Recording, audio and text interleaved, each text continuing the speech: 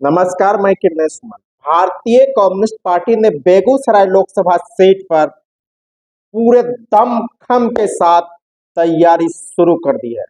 बैठकों का दौर शुरू है।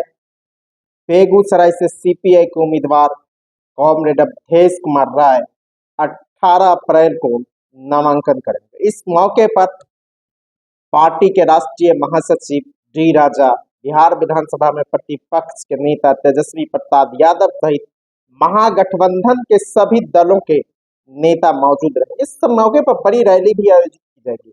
इसको लेकर बेगूसराय में तैयारी शुरू कर दी गई है। भारतीय कम्युनिस्ट पार्टी के पूर्व सांसद कॉमरेड शत्रुघ्न प्रसाद सिंह के नेतृत्व में बेगूसराय इस बार चुनाव लड़ रही है। शत्रुघ्न प्रसाद सिंह 1996 से लगातार 2009 तक लड़ते रहे। 96 में भी जीते, जब जब ये हारे मामूली वोट से हारते रहे। लेकिन इस बार का चुनाव बेगूसराय का दिलचस्प हो गया है और शत्रुघ्न प्रसाद सिंह सीधे गिरिराज सिंह और केंद्र की भाजपा सरकार को निशाने पर ले रहे हैं और लगातार हमला, तीखा हमला उन्होंने शुरू कर दिया है। लग रहा है कि भारतीय कम्युनिस्ट पार्टी इस पर पूरे जोश खरोश के साथ बेगूसराय में उतरी है और किला फतह करके ही मानेंगे। तो अभी से ही लग रहा है कि बेगूसराय की लड़ाई एक तरफा है। बीजेपी इस बार कहीं दिख नहीं रही है। जिस तरह की तैयारी सीपीआई ने शुरू कर दी है, कई अंचलों में बैठकें हो गई है। सामहो, बरौनी, मटिहानी, वीरपुर, डंडारी, बेगूसराय आदि जगहों पर बैठकें हो गई है। बखरी, गढ़पुरा, मंसूरचक, ईद मिलन, भगवानपुर आदि जगहों पर बैठकें भी आयोजित है। शाखा शाखा में बैठकों का दौर शुरू हो गया है। कार्यकर्ता पूरी जोश हो खरोश के साथ लग गए हैं। लग रहा है कि कम्युनिस्ट पार्टी इस बार बिहार में कहीं चुनाव लड़ रही है तो ये बेगूसराय सीट पर लड़ रही है और पूरे मुस्तैदी के साथ लड़ रही है, जिससे भारतीय जनता पार्टी के उम्मीदवार गिरिराज सिंह की परेशानी काफी बढ़ गई है। और वो तो पहले सीट ही बदलना चाहते थे लेकिन बात नहीं बनी। लेकिन उनकी हार भी पूरी तरह बेगूसराय में तय होती हुई दिख रही है। जिस तरह की तैयारी भारतीय कम्युनिस्ट पार्टी ने बेगूसराय से में कर दी है। मंच पर उपस्थित हमारे गार्जियन, हम सबों के गार्जियन शत्रुघ्न बाबू, मंच पर उपस्थित हमारे राजनीतिक दल के जिला और प्रखंड स्तर के नेतागण और आज की बैठक में अलग अलग पंचायत के हमारे नेतृत्वकारी साथी, मैं सबसे पहले आपसे माफी चाहूंगा। मैं चाहता था कि कुछ क्षण आपके साथ बिताऊं, कुछ बातें विस्तार से करूं, लेकिन मजबूरी है, समय के अभाव में एक दिन में 2-3 बैठकें हो रही हैं। आपके यहाँ से फिर वीरपुर भी जाना है। मैं आपको कुछ कबल कहूं इससे पहले मैं महागठबंधन का एक प्रतिनिधि होने के नाते अपने तमाम कार्यकर्ता और नेता के माध्यम से सर्वप्रथम मटिहानी विधानसभा क्षेत्र की जनता से अपने लिए आशीर्वाद मांग रहा हूं। आप आशीर्वाद हमारी ओर से जनता को देने की अपील करेंगे। इस बात को कहते हुए कि बेगूसराय जिला की धरती वीर विहीन नहीं है। बेगूसराय जिला का सपूत अभी जिंदा है और बेगूसराय की कोई अपनी अस्मिता है। हमें गिरवी मत रखो। हम बेगूसराय की अस्मिता की रक्षा की लड़ाई लड़ रहे हैं महागठबंधन, और इसलिए इस अस्मिता की लड़ाई में बेगूसराय के सभी जनों को हमें साथ देना चाहिए। और मैं आपको बताऊं, कई गांव में हम गए तो मुझे ये जानकर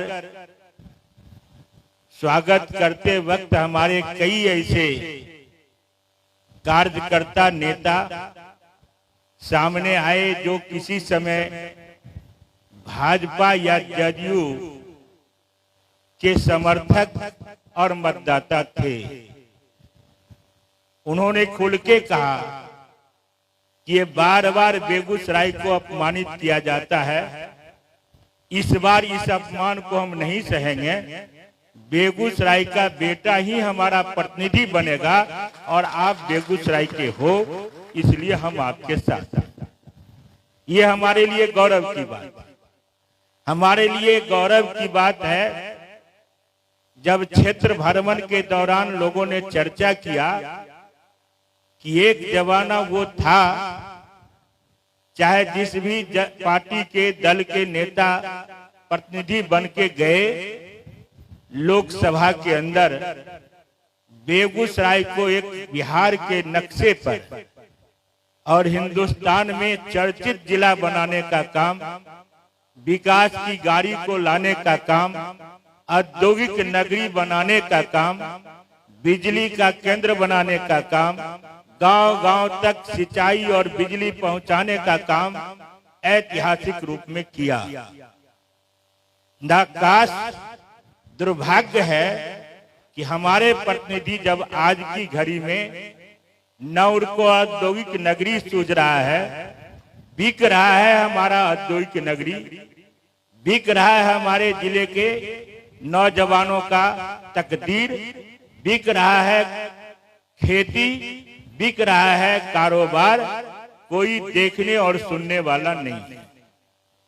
इस बीच के काल में उन्होंने चर्चा के दौरान हमसे कहा कि बेगूसराय में जो कारखाना बने हैं, और हमने भी उनसे चर्चा में शेयर किया कि बेगूसराय जिले का नौजवान प्रदूषण का दंश झेल रहा है।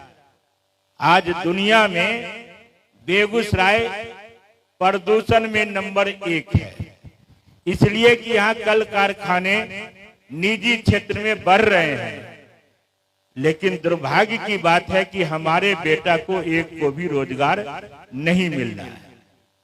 बेगूसराय जो शिक्षित इलाका माना जाता था, शिक्षा में हम बिहार के अंदर जाने जाते थे, आज की घड़ी में हमारी शिक्षा इतनी चौपट कर दी गई है। ये तो सौभाग्य मानिए हमारे गठबंधन का, जिसने अपने 17 महीने के शासनकाल में उसमें थोड़ी सी बदलाव लाया, बहुत ही मामूली बदलाव लाया। आप सभी जानते होंगे कि शिक्षक स्कूल नहीं जाते थे, वेतन उठाते थे, बच्चे पढ़ने नहीं जाते थे, परीक्षा देते थे। ये 17 महीने के काल में महागठबंधन ने ये निर्णय लिया, बेरोजगार नौजवानों को काम मिलना ही चाहिए, शिक्षा हमारे बच्चों को मिलनी चाहिए। और हमें गौरव है कि इसी 17 महीने में 5 लाख लोगों को रोजगार महागठबंधन ने दिया, और इस दौर में कोई गांव अछूता नहीं रहा। दावा करते हैं हमारे विपक्ष के लोग, उसकी चर्चा विस्तार से हमारे वक्ता साथी करेंगे कि मुखिया तो वही न है। अरे मुखिया के अगल बगल बाएं बाजू में बैठने वाले अगर मुखिया को चाहेंगे तो उंगली पर नचाते रहेंगे। 17 साल में आपने उंगली पर नचाया, जुमला पर के, धोखा दे के, गांव समाज को नफरत और घृणा पैदा करके। हमने 17 महीने में उसी मुखिया का, भले मुखिया वही थे, लेकिन उन्हीं के मौजूदगी में गठबंधन ने रोजगार का सृजन किया, नमूना पेश किया।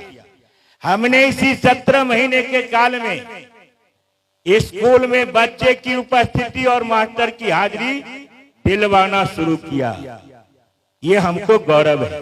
ये हम जानते हैं कि उस पद्धति को भी बदनाम करने के लिए आरएसएस भाजपा के मानसिकता पर चलने वाले अफसर और पदाधिकारियों ने क्या क्या घृणित चाल किया, शिक्षकों को कितना तंग और तबाह किया, ये भी हम जानते हैं।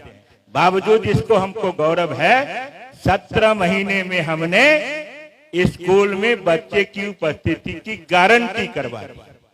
और इसलिए हम जनता के बीच भी जा रहे हैं, आपसे भी निवेदन करते हैं, आप इस संदेश को पहुंचाइए। काउंटर होगा, वो कहेंगे आपको, बहुत सारी अपनी बातों की चर्चा करेंगे, वो मंदिर से लेकर के मस्जिद तक सबकी चर्चा करेंगे। हम चर्चा करते हैं झोपड़ी का, हम चर्चा करते हैं उन खेत मजदूरों का जिसने मनरेगा में मजदूरी पाने के बाद भी 1.5 साल से भुगतान नहीं पा रहा है। हम चर्चा करेंगे उस सड़क का जिस सड़क में गड्ढा बन गया है, बल्कि चिकना सड़क को भी गड्ढा में बदल दिया है, उसके निर्माण का। और इसमें महागठबंधन मजबूती से लड़ेगा। उसका एक प्रतिनिधि होने के नाते मैं आपको सिर्फ इतना विश्वास दिला सकता हूं कि जो लड़ाई हमने गरीब की झोपड़ी से शुरू किया और गरीबों के हित के लिए, किसानों के हित के लिए, नौजवानों के हित के लिए पिछले 30-40 वर्षों तक लगातार एक क्षेत्र विशेष का ही प्रतिनिधित्व करके बेगूसराय जिला में जो पहचान करवाया, मैं आपको इतना ही भरोसा दिला सकता हूं कि उसको करने में अगर मुझे शहादत भी देना पड़े तो बेगूसराय की मान और सम्मान की रक्षा हम करेंगे। बहुत ज्यादा लंबा चौड़ा चर्चा नहीं करते हुए विनती करते हैं, आइए बेगूसराय का नवनिर्माण कीजिए, बेगूसराय के बेटे को कंधे पर जिम्मेवारी दीजिए। बेटा आपका मजबूत है, मजबूती के साथ लड़ेगा, आगे बढ़ेगा और सफलता हासिल करेगा। इन्हीं चंद शब्दों के साथ आप तमाम लोगों से प्रणाम पुनः करते हुए विदा लेते हैं, क्योंकि दूसरी मीटिंग में भी जाना है। बहुत बहुत धन्यवाद।